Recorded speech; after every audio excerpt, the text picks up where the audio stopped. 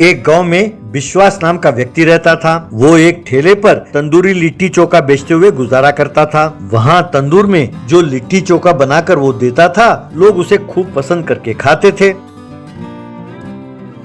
उसी गांव में शुभम नाम का एक व्यक्ति रहता था। वो अपने आप को एक बहुत बड़ा लेखक समझता था। वो अपने घर बैठे बैठे कई पन्नों में कहानियां लिखता था और फिर उन्हें मुंबई के फिल्म प्रोड्यूसरों को पोस्ट करता था। उसे पोस्ट बॉक्स में ये कहानियों को डालते हुए देखकर एक आदमी, अरे क्यों भाई शुभम, यूं बेकार फिल्मी कहानियां लिखने के बजाय कोई काम वाम कर लेते तो अच्छा था ना। लगता है तुम पगला गए हो। तब शुभम, हाँ हाँ बोल लो जो बोलना है। एक दिन मेरी कहानी हिट होगी, हो सकता है उसमें प्रभास हीरो हो, तब मैं करोड़पति बन जाऊंगा। मैं एक स्टार राइटर बनूंगा।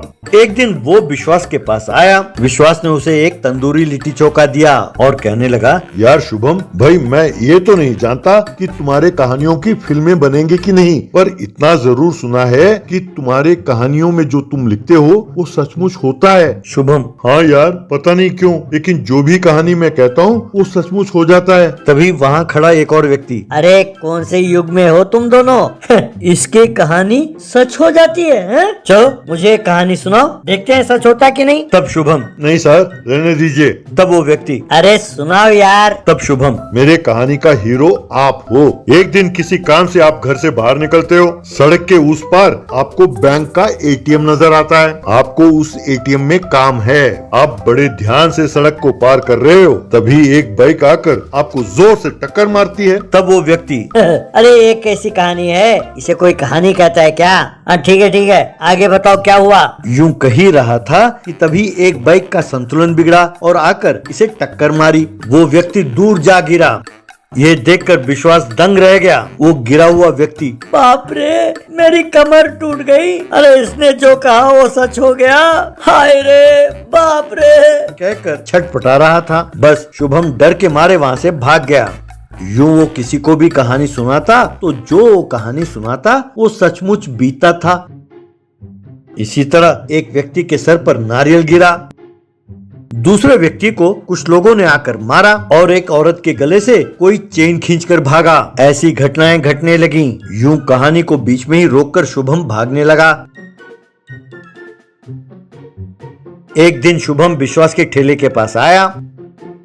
तब विश्वास, अरे आओ शुभम आओ, हम तुम्हारी ही प्रतीक्षा कर रहे थे। लो यार पहले इसे खा लो, कह के बड़े प्यार के साथ उसने तंदूरी लिट्टी चोखा शुभम को दी। शुभम, अरे वाह यार मजा आ गया। कल ही एक नई कहानी आई है मेरे दिमाग में। उस कहानी में तुम्हें हीरो बनाकर कहानी सुनाऊं? तब विश्वास, ना यार ऐसी गलती ना करना। एक काम करो, मेरे दादाजी को उस कहानी का हीरो बनाओ और कहानी सुनाओ। अगर तुमने ऐसा किया तो मैं तुम्हें 50,000 रूपए दूंगा। तब शुभम, क्या 50,000 रूपए? वैसे तुम्हारे दादाजी हैं कहाँ? और आपके पास ये जो बैठे हैं ये हैं कौन? विश्वास, ये मेरा भाई है छोटा, इसका नाम है निवास। हमारे दादाजी की तबीयत खराब है, उन्हें कुछ महीने पहले अस्पताल में भर्ती किया है। डॉक्टरों ने कहा कि वो अब बच नहीं सकते और उन्हें हम घर ले जाएं। जब से वो घर लौटे हैं वो बिस्तर में ही पड़े हैं। काफी महीने बीत गए। हम सब ये सोच रहे हैं कि कब वो मरेंगे और कब उनकी सारी संपत्ति हमारे हाथ लगेगी। तभी मेरे दिमाग में तुम आए। तुम उनकी कहानी सुनाओ और किसी तरह उन्हें मार डालो। बस यार मेहरबानी करके एक छोटा सा काम कर देना। मैं तुम्हें 50,000 रूपए दूंगा। तब शुभम, क्यों नहीं भाई क्यों नहीं, चलो मैं तुम्हें दिखाता हूँ मेरी कहानी का पावर। बस ये कहानी सुनते ही तुम्हारे दादाजी उड़न छू हो जाएंगे। इस तरह जब वो विश्वास के घर गए तो उनकी नजर एक बूढ़े आदमी पर पड़ी जो खटिया पर पड़े पड़े कराह रहा था।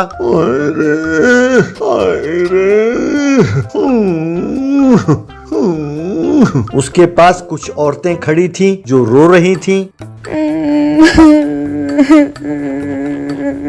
तब विश्वास, दादाजी ये सोचकर कि आप बोर हो रहे होंगे, कहानी सुनाने के लिए इसे लेकर आया हूँ। ये बहुत बढ़िया कहानी सुनाता है, क्या आप इसकी कहानी सुनेंगे? तब दादाजी,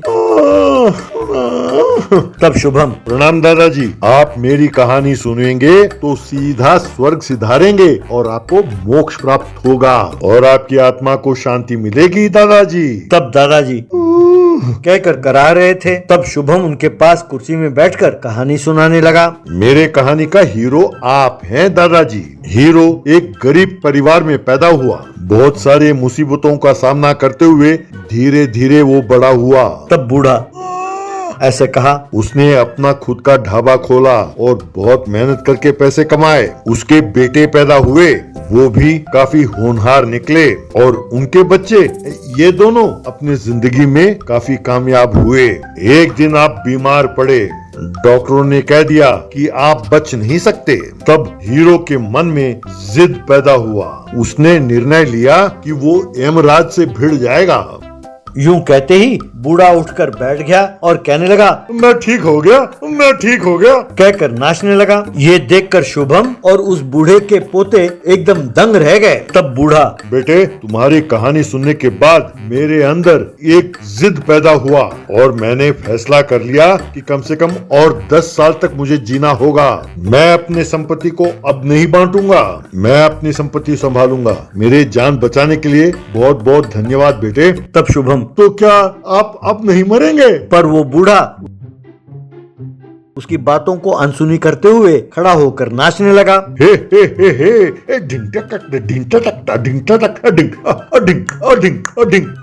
घर के बाहर दोनों पोतों ने शुभम को पकड़ा। शुभम, अरे भाई मेरे, मैं कुछ नहीं जानता। इससे पहले कि मैं पूरी कहानी सुनाता, ये बूढ़ा उठकर बैठ गया। मेरे कहानी के अंत में हीरो मर जाता है यार। इससे पहले कि मैं वो कहता, ये उठकर बैठ गए। पर उसकी बातों को ना सुनते हुए उन दोनों ने पकड़कर शुभम को खूब मारा। बेचारा शुभम लंगड़ाते लंगड़ाते अपने घर का रास्ता नापने लगा।